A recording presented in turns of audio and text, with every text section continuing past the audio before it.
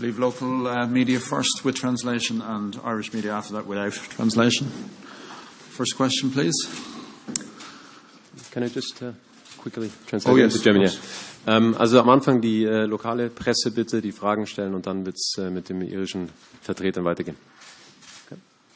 Question for Mr. O'Neill. Since ages, there are two Irish players from the Irish League in the squad. What does that mean for the team and also for the league? Well, I think it's hopefully it's a boost for the league and obviously for the players themselves. The two players have deserved their call-up probably because of their exploits in European football.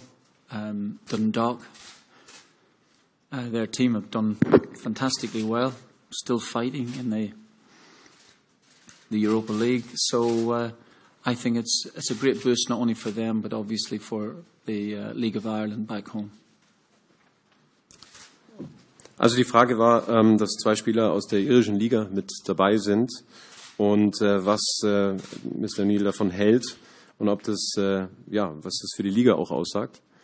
Und er ist der Meinung, dass es sehr positiv ist für die irische Liga, aber auch natürlich für die Spieler. Und die haben es beide verdient, dass sie mit dabei sind. Und Dundalk hat natürlich auch sich sehr, sehr stark verbessert, ein sehr starkes Team und ist auch in der Europa League dann sehr, sehr stark vertreten. Next question. Nächste Frage. Yes.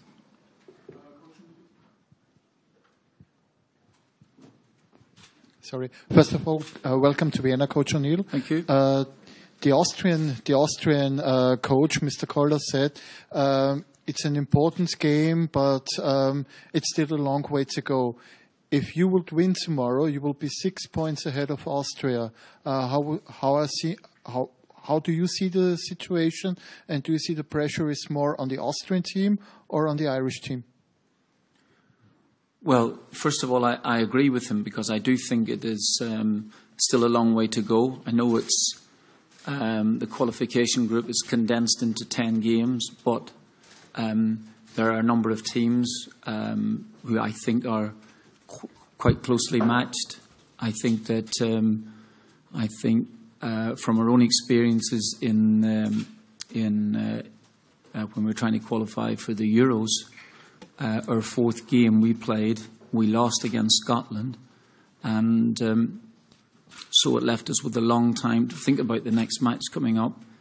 But I think for us then we battled on and we got through, while Austria went through the qualification group so easily. I think that I don't think it's the end for Austria. They will be disappointed if that's the case, but I think that Austria were one of the teams I thought were pretty strong to begin with. They might be disappointed at losing in Serbia, but that's still a difficult game. And I'm sure Austria will feel if they can win their home games, they are right in it. They also had a big win in Georgia, which I think will prove to be very difficult for teams going there. Excuse me. Ja, die Frage war, dass Herr Koller vorhin gesagt hat, dass es natürlich ein sehr wichtiges Spiel ist, aber auf der anderen Seite auch noch viele Spiele zu spielen sind. Und wenn jetzt Irland gewinnen würde, dann wären sie natürlich 6 Punkte vor Österreich. Und wo der Druck mehr liegt, bei Österreich oder bei Irland. Ja, ich bin der gleichen Meinung wie Herr Koller. Es sind noch einige Spiele zu spielen. Und für uns war es damals auch schwierig, als wir gegen Schottland verloren haben und dann eine Pause hatten.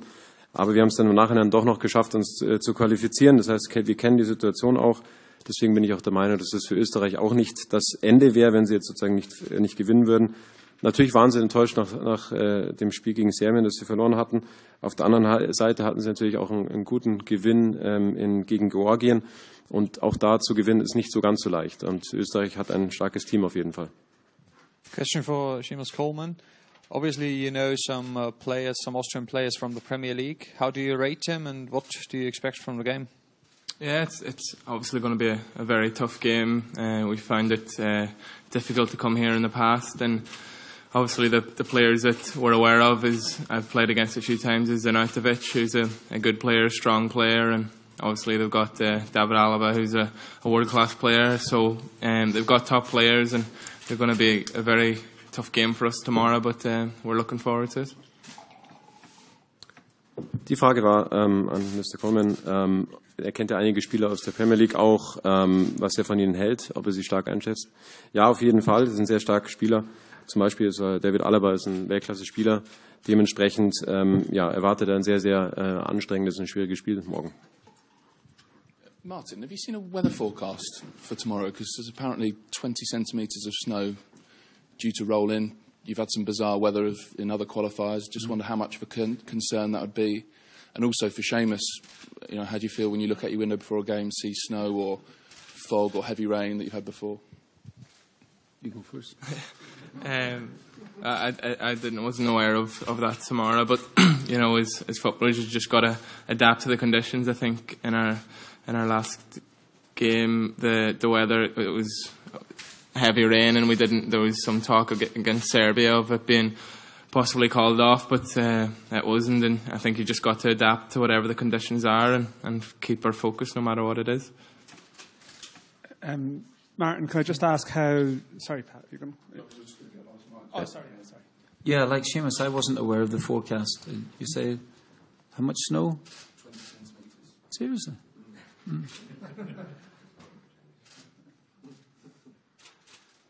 Well, might make for an interesting game of football then. I didn't know. Wasn't. Pardon? Bring back the orange ball. May well be back. What time did they say it might fall? I think it's overnight. Yeah. Tonight? Yeah. Is that right? Okay. Apparently not in doubt the game, but obviously the manager, you think about it. Well, I'm very disappointed, Ian. You didn't tell us about the weather forecast.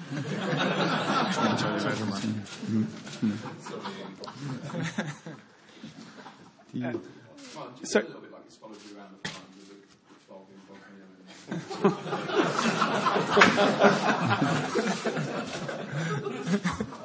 Do you mean the weather or do you mean Ian?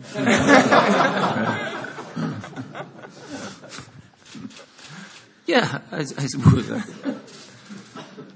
suppose it has followed us around. Yeah, yeah. Bosnia was strange. Now that you bring it up, Patrick, it was strange because just as we were going off at half time in the game, the fog started to come down there, and I think in the second half it was difficult. I must admit, and I thought that there was a stage they were going to call the game off. And then the match in Serbia, the night, as Seamus has mentioned, the day before, it was raining very strongly, very hard, and we woke up to the talk about the possibility of it being called off. Now the pitch cut up very, very quickly indeed, but the game went on, and so should I be surprised at the snow here? Probably not, Martin, can I just ask about how James McLean is? I mean, Roy seemed slightly concerned about him earlier in the week, and just in the context of the players you have missing, Shane Long and Darryl Murphy, would you be looking for James to take the sort of same attacking responsibility that he did in Moldova last month? Well, James is improving greatly. Thankfully, he was in great discomfort over the weekend.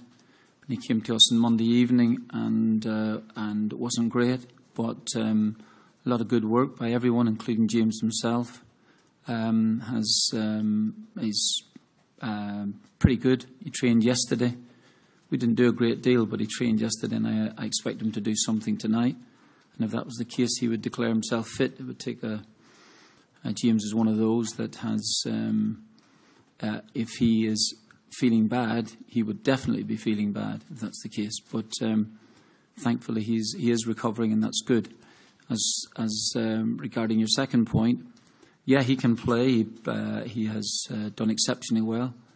Somebody asked me the last time about maybe would he take over what would be considered the John Walters mantle of this particular tournament. I don't know is the answer, but he scored a couple of goals in the last game, did exceptionally well. And but John Walters, when Shane Long went off, John Walters went to centre forward, and played excellently and laid off the goal for James. Did well, so we've got a number of alternatives, we think. Question for Seamus. Hi, Seamus. the row between Ireland and Everton over the injury to players or otherwise has kind of overshadowed the week to some degree.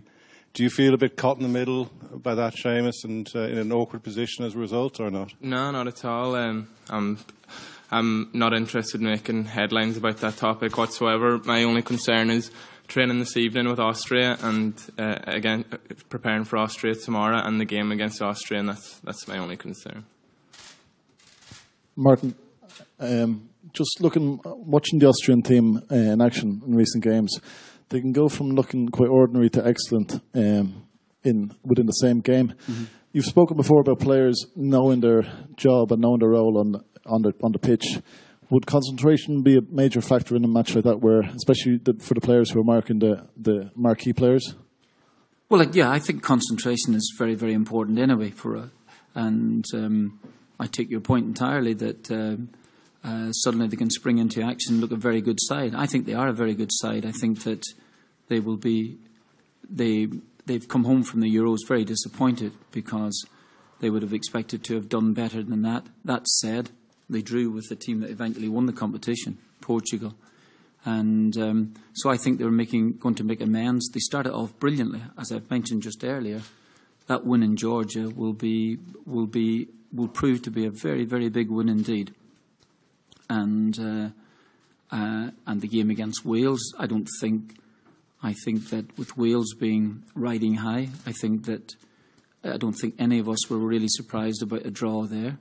And losing in Serbia would not be the end of the world. I've said it before. So Austria are one of those sides I think we all thought will be thereabouts at the end, regardless of tomorrow night. Martin, just on following on that, Austria's record at home has been something like they've only lost once in the last 11 competitive games. Mm-hmm. In terms of expectancy, how would you see that? I mean, would you consider a draw a terrific result? Well, I mean, I've said here in the past, I don't know how you actually play for a draw for all these years that I've been involved both as a player and as a manager.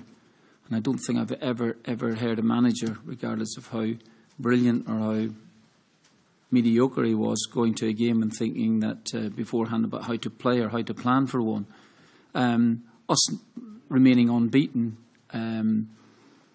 let's say over the Christmas period and going into March, would naturally give you a boost. There's no question about that.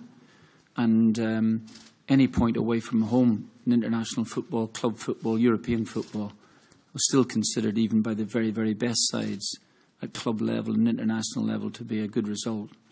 And so it will be difficult. But I have said, regardless of tomorrow night, our destiny is in 2017, really, with games. By tomorrow night, we will have played 3 games away from home and 1 at home, and we will level that up sometime in June. So those games, this is still a very important game, don't get me wrong.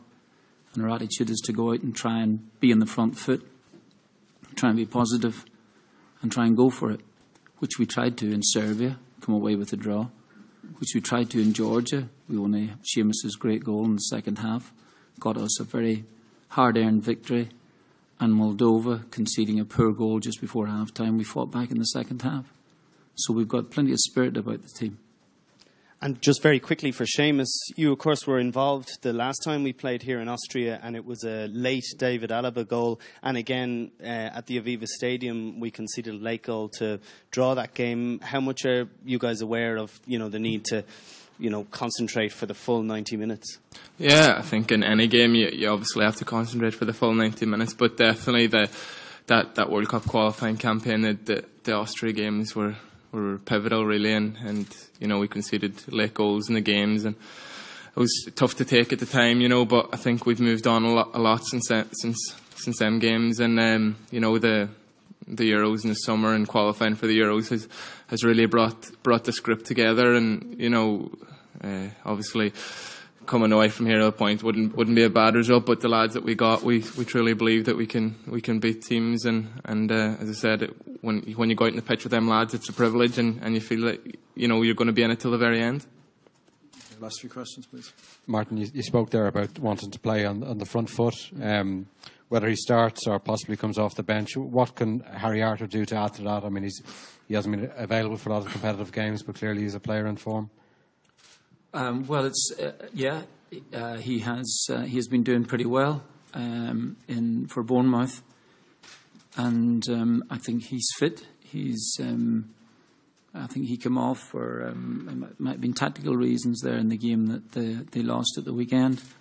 But he came in, he's raring to go, and I just think overall, and I wouldn't start just putting something down to one particular game. It would be great if he's selected that he does well. That would be lovely. But over a period of the next 2 years, you're hoping to see the very best, and you're hoping that he will be able to add something to our squad. With regards to Roy's comments earlier in the week, is there a danger that players can become caught in the middle like Seamus, or are you concerned there is a slight issue there with Everton?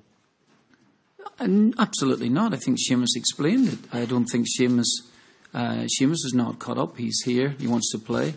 James wants to play. I think it was a continuation at the time, but I think seriously, I think it's over now as far as we're concerned, and I think just let us move on. I think that's the case. I put James into, just to explain to you very briefly, I put James into a provisional squad because he thought that he might get through if that was the case. I said there was always, and I think I even mentioned to the lads here, always the probability that he wouldn't make it. And because of a hamstring, I wouldn't really want to risk him if the only game that he was going to play was coming straight into us with a hamstring. The other time that he played before, it was he had recovered from the injury, and the point was made that he was actually in Everton's squad 2 days later, having trained that morning. But as far as I'm concerned, it's all over. End of story. And I'm hoping that if James is available again in March time, that he would be selected. So I don't think the players have caught in that trap at all. And I think it would be for club or country. I don't think it would be right for players to be caught in that. Are you fit, Seamus? Yeah. Martin, would it be on the to-do list to put a call into Ronald Koeman and once the game's done, just to draw a line under it, like you said? Well, I think that, I think he would join the list. I should put him on into Trump, first of all, and say, congratulate him, see how well he's doing, and one of commiserations to Hillary. And then somewhere down the line, I think we should go with it. Yeah. And there's also a possibility that someone might call me as well, too, possibility. Last question. Sorry, Martin, just the away games, the away games so far, Belgrade was odd, not just because of the heavy rain, but because the ground was largely deserted or half full. Moldova was quite an intimate stadium. There's a sort of big occasion feel about this game tomorrow night from the point of view that it's a 51,000 capacity crowd. Mm. The cliche is that makes things more intimidating, or alternatively, for a visiting team, is that more inspirational? What's your take on playing in these full houses and in these big nights, and for this team in particular? Yeah, well, I wasn't really sure why the Serbian national side wasn't well supported. I think there is something at this moment, but I think that their particular fans feel as if the national side owe them something. And but they will be coming back in numbers now, and I agree with you. A little intimate stadium in Moldova wasn't completely full either.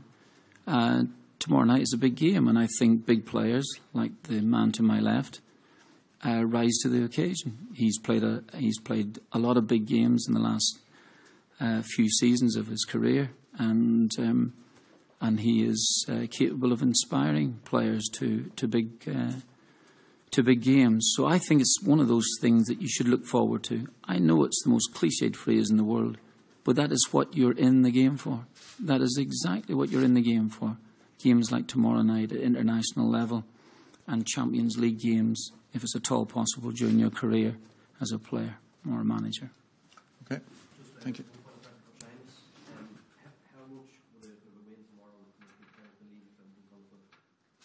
Yeah, I think even before the game tomorrow, we believe we can qualify, as I touched on earlier.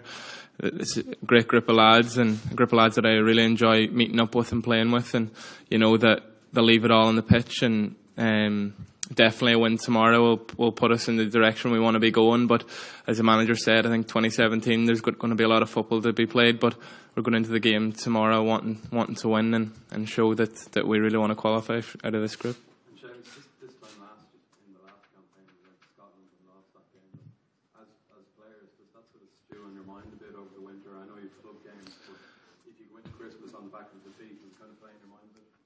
That one in particular, yeah, it was hard to take at the time, definitely.